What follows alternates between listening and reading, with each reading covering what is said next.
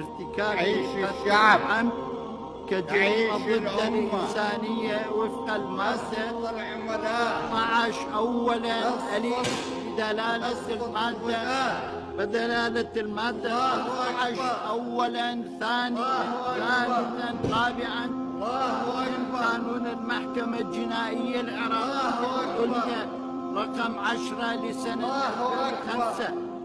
وحددت العقوبة وفق أحكام المادة 406 من قانون العقوبات رقم 111 لسنة 1969 المعدل بدلالة المادة 24 من قانون المحكمة الجنائية العراقية العليا رقم 10 لسنة 2005 قرارا حضوريا وبالاتفاق. ثانيا سيادة القاضي شخص واقف هنا يعلج ويضحك يعلج ويضحك هذا الشخص يعلج ويضحك يستفز المحامين بالطرح يعلج ويضحك وجوهكم على هالصفحة. هذا التقدير للمحكمة. ثانيا الحكم على صدام حسين مجيد نحن أهلها بالسجن 10 سنوات لارتكاب إبعاد السكان أو النقل القسري للسكان كجريمة ضد الإنسانية وفق المادة 12 أولا دال بدلالة المادة 15 أولا ثانيا ثالثا رابعا من قانون المحكمة الجنائية العراقية العليا رقم 10 لسنة 2005،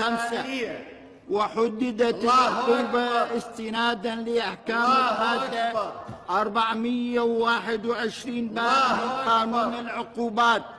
رقم 111 لسنة 1969 المعدل بدلالة المادة 24 من قانون المحكمة الجنائية العراقية العليا لسنة 2005 قرارا وبالاتفاق. كل الذين انحرفوا.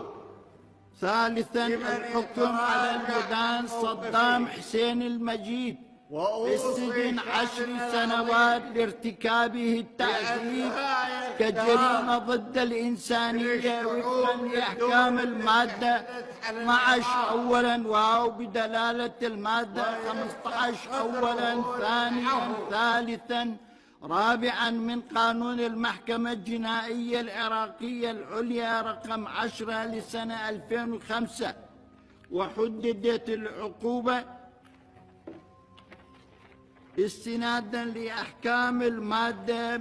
333 من قانون العقوبات رقم 111 لسنة 1969 المعدل قرارا بدلالة المادة 24 من قانون المحكمة الجنائية العراقية العليا رقم 10 2005. الله أكبر. رابعا تنفذ العقوبة الأشد بحق المدان استنادا أحكام المادة والموت 142 من قانون العقوبات رقم 111